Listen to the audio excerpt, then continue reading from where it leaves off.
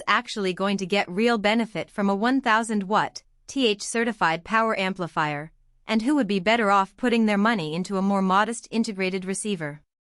Is the Klipsch KA1000 THX worth the price tag for the average home theater enthusiast, or does it belong only in the hands of people with a very specific setup? Those are the questions I wrestled with before I even pulled this thing out of the box. Link is in the description if you want to check the product details on Amazon. When you first see a power amp that can push a full kilowatt into a 4-ohm load, it's easy to get swept up in the idea of more power equals better sound. The reality, however, is a little messier. In a typical living room theater, you're usually driving a 2-channel front pair and maybe a couple of surround speakers, all of which are happy with a few hundred watts of headroom. The KA1000 THX is designed for a different class of system, one that has 2 high-performance subwoofers, possibly a pair of large-bore floor-standing towers, and a desire to crank the bass to levels that can shake the walls. If you're just looking to replace a mediocre AVR that's been whining on dialogue, you might end up paying a premium for power you'll never really use. That's the first reason people hesitate: the mismatch between what the amp can do and what most home theater rooms actually need. I've spoken with a few audiophiles who built a dedicated media room with 15-inch woofers and a pair of Klipsch reference Premier towers, and for them the ability to drive 2 subwoofers at full output without clipping was a game-changer.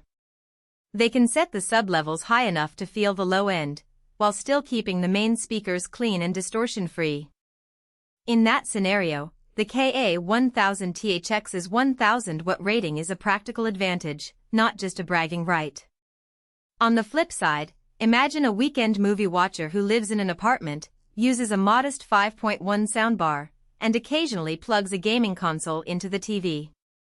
For that person, the biggest practical hurdle isn't the lack of power, it's the extra wiring, heat, and the need for a separate preamp or AV processor to feed the amp.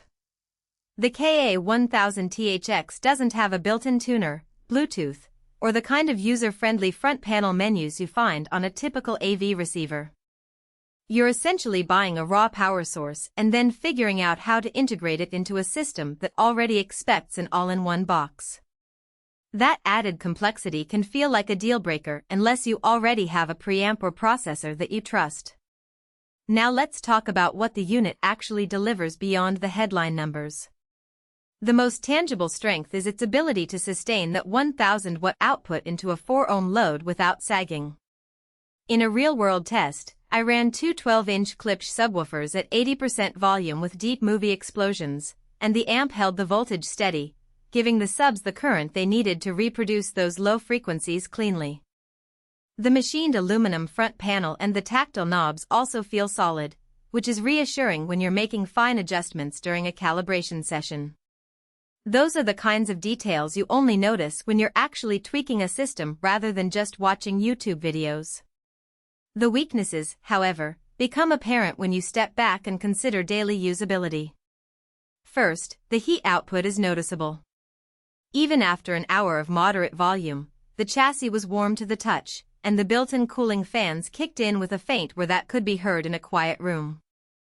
That isn't a deal-breaker for a dedicated theater space, but it does mean you'll need good ventilation and possibly a dedicated rack that can handle the thermal load. Second, the unit is a pure power amp, no inputs for HDMI, no Dolby Atmos processing, no room calibration mic. You have to feed it a line-level signal from a separate preamp or processor, which adds cost and cable clutter. Finally, the rating on Amazon is a stark 1 star out of 5 from almost 3,000 reviews. While I can't cite specific complaints, that level of dissatisfaction suggests a widespread issue, whether it's reliability, noise, or a mismatch between expectations and reality. It's a red flag that you should factor into your decision. So, who should press buy now? If you already own a high-end preamp or processor, have a room that can accommodate 2 heavyweight subwoofers, and you value the ability to push those subs to the limit without worrying about clipping, the KA1000 THX fits naturally into your setup.